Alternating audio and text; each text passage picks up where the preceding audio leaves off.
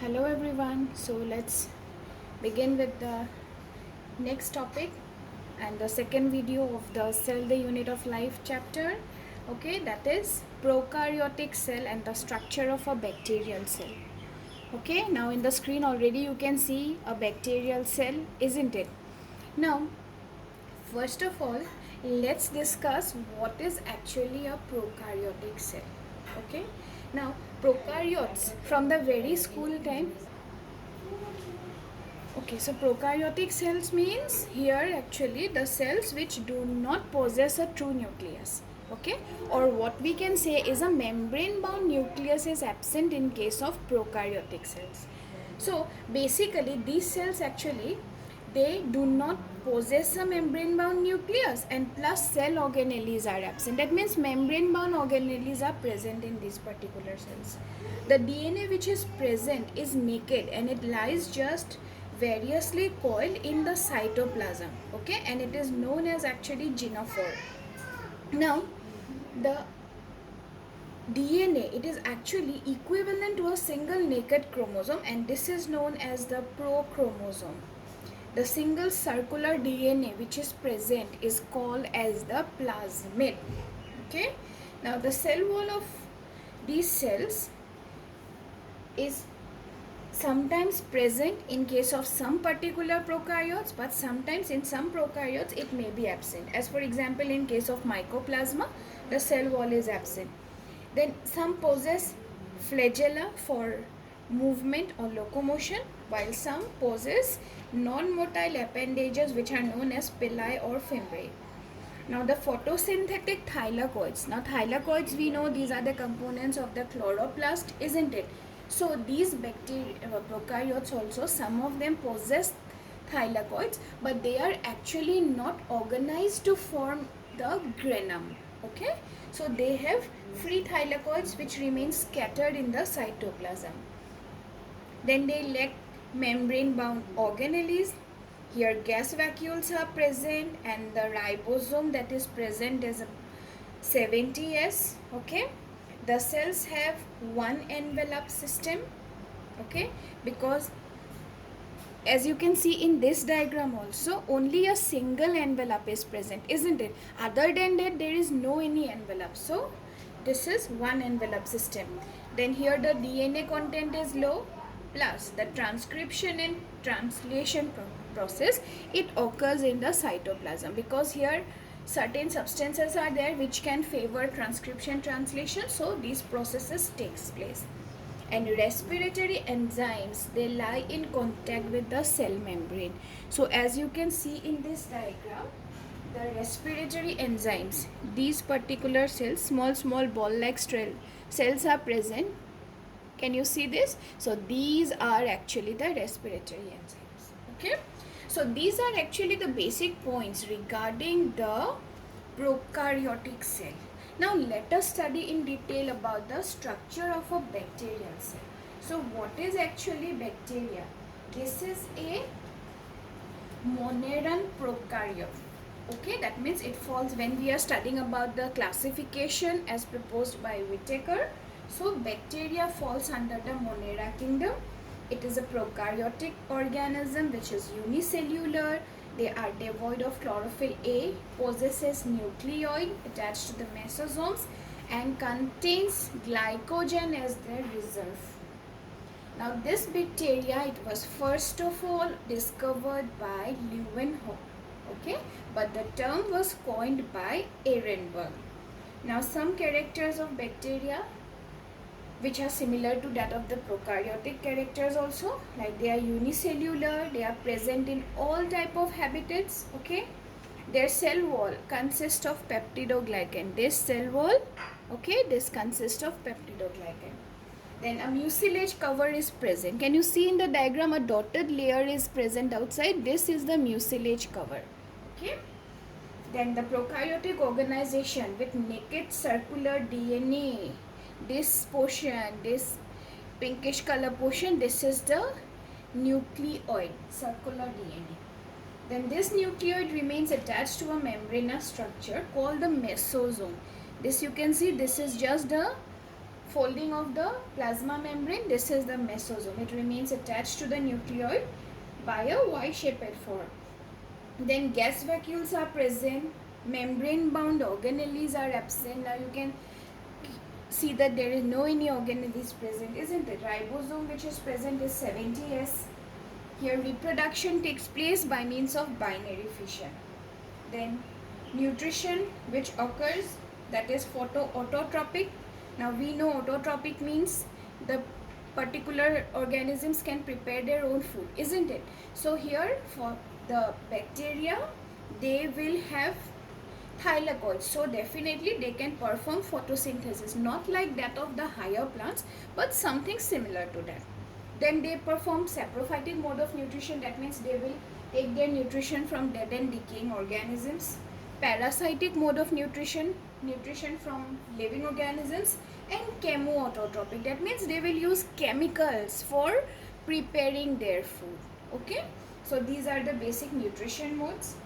Then for locomotion they have flagella, which is made up of protein flagellae. Okay, now based on the different shapes they possess, the bacteria can be divided into 4 major types. Okay, now as you can see, this is the structure of a bacillus. Okay, that means bacillus, it is a rod shaped structure. This cell is present in one number, so this is known as a single bacillus. Now if these bacillus are present in a pair, then they are definitely called as diplobacillus. If they are present forming a stack, then it is called palisade bacillus. And if they are forming a chain like structure, then we call it as streptobacillus. Okay, now second one is the coccus. This is a very simple round shaped structures. Okay, spherical shape. If one cell, monococcus. If pair, then diplococcus. If 4 cells are present, tetracoccus. If the cells are present forming a cube like structure, then we call it as Sarcinae. And if they are forming chain, then streptococcus. And if the cells are present like a bunch of grapes, then we call it as staphylococcus. Okay, then next is the spirillum. It is spirally coiled structure. Okay, then next we get vibrio, which is like the shape of a comma. Okay, then next we come as spirocate. It has several coils. Okay, and an axial filament is present. Then mycelial bacteria, which is like branched filamentous aseptate bacteria. Then stalk bacteria, that means the bacteria will have a stalk. And budding bacteria, the structure will have some extra outgrowths, that means buds are present. So these are the different types of bacteria based on the shape of the particular cells. Okay, so what type of cells they are assuming or acquiring, based on that the structure, they are of different types. Then next we come across is the gram staining process. Gram staining means what? Actually the process of staining the bacteria. Now as we all know, different type of cells, they have different staining ability. Now some particular cells stain with the help of safranin, some stain with the help of fast green, some acetocarmine, some will stain with crystal violet, isn't it? So for bacteria, a particular staining process was performed by Christian Gram. Okay, he first prepared a smear of bacteria and then stained it with safranin, then crystal violet, iodine solution, alcohol, different type of substances, chemicals he used to stain the bacteria and observe their staining ability.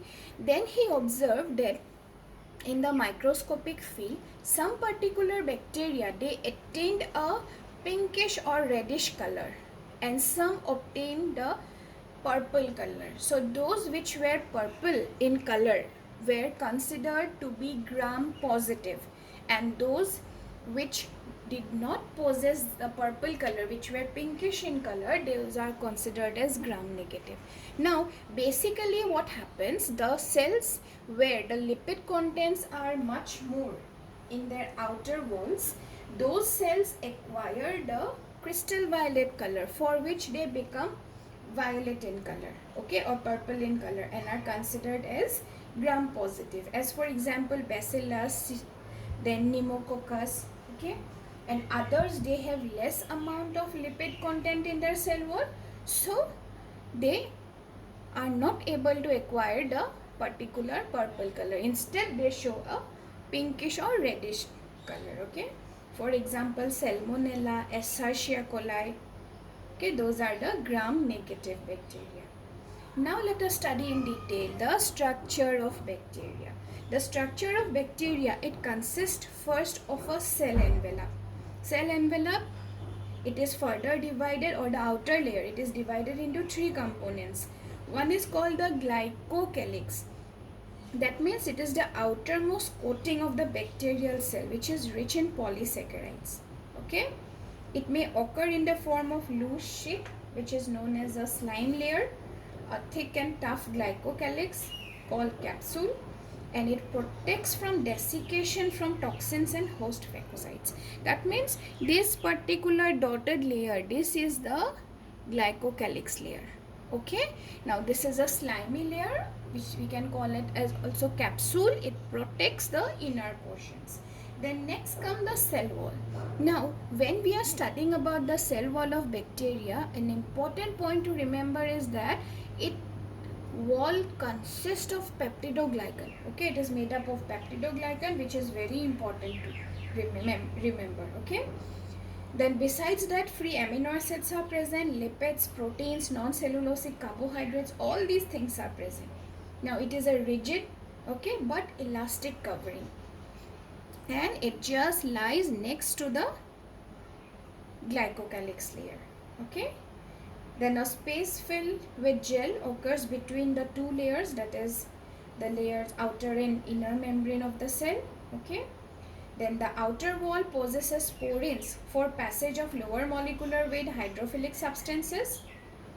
And in gram-positive bacteria, the wall contains teichoic acids formed of glucose, phosphate and alcohol.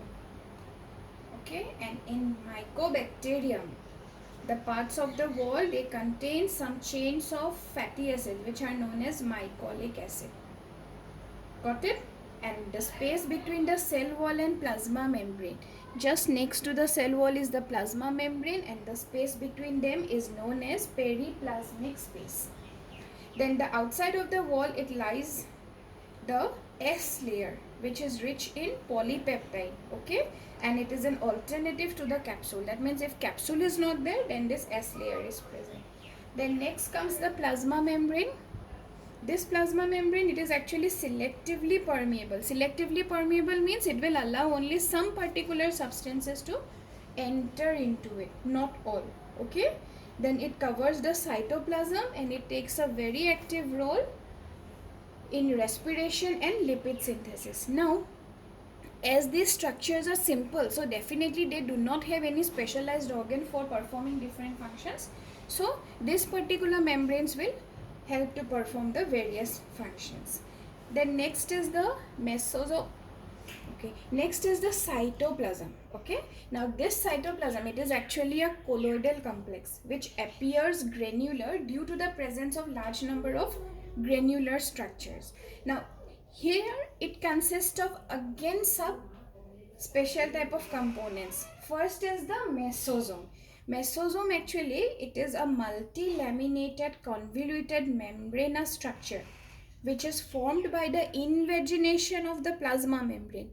As you can see in the diagram, the plasma membrane is folding towards the inner part and it is forming the mesosome. Okay, now it is of actually two types. One is called the septal mesosome, which remains in contact with the nucleoid, and the lateral mesosome, which is not in contact with the nucleoid. Okay, plus it contains the respiratory enzymes. Okay, then next is the ribosomes. These are the protein factories present scattered in the cytoplasm, but some are assembled around the mRNA, forming the polyribosomes. These structures are very much important during protein synthesis. So here ribosomes and polyribosomes are present. Then inclusion bodies, that means the non-living structures which are present in the bacterial cell. It consists of glycogen, protein granules which are the reserve food materials, inorganic granules, gas vacuoles which are present. Okay, then photosynthetic pigments are there, because we already have discussed that bacteria perform autotrophic type of nutrition also, isn't it? So photosynthetic pigments are bacteria chlorophylls, bacteriophytins, and carotenoids. Okay, these are the pigments responsible for performing photosynthesis. Then next is the nucleoid or nuclear body. That means this particular structure, the genetic material, which is a single molecule of double-stranded DNA. It is circular, naked means it doesn't consist of the histone proteins, and this forming the irregular structure. Okay, then next, plasmid, the small dispensable self-replicating extrachromosomal or extranuclear circular segment of DNA. Or else, in very simple terms, we can say the circular DNA is considered to be the plasmid. Okay, now there are different types of plasmids like F plasmid, R plasmid, Col plasmid, etc. This can temporarily integrate with nuclear body and are called as episomes. Okay, now these are the important tools for genetic engineering. So later when you will be studying about genetic engineering biotechnology chapters, then definitely you will get these terms, because they are used as the vectors for carrying the genes. Then next is the flagella. Flagella, that means this structure. Okay, as you can observe here, this is the main locomotory structure which helps in movement of the particular bacteria. Now based on the number or the presence or absence of flagella, it can be again divided into atrichous, where flagella is absent, monotrichous, where one flagella is present at one end, amphitrichous, when a tuft of flagella present at one end, lophotrichous, when tuft of flagella present at one end, and amphitrichous, it is present at both ends, and peritrichous, where flagella is present around the whole body. Okay, then next we come to the term that is called pili. These are protoplasmic outgrowth formed of pillin protein. They are actually called the sex pili and forms a bridge between the two cells during conjugation. Conjugation means the sexual reproduction of bacteria, which is a very simple type.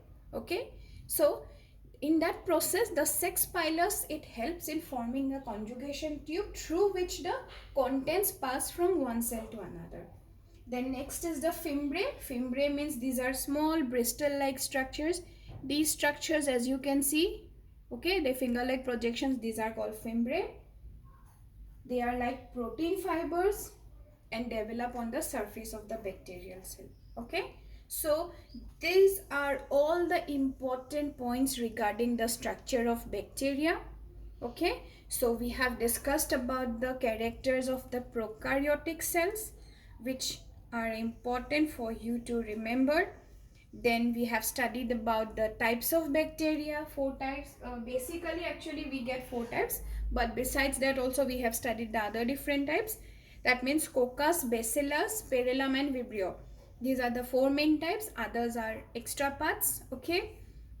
Then the structure of bacteria, and here remember the circular part. This is the nucleoid, naked DNA, and this is the mesosome. Okay, mesosome, it consists of also some type of secretory substances, okay, which are also called as chondroids. The respiratory enzymes, these are also known as chondroids, and their functions are secretory activity, storage of enzymes, and increasing the membrane area. Okay, so these are all about the structures. So hope this video is clear to you. If you have any problem, any doubts, then please let me know.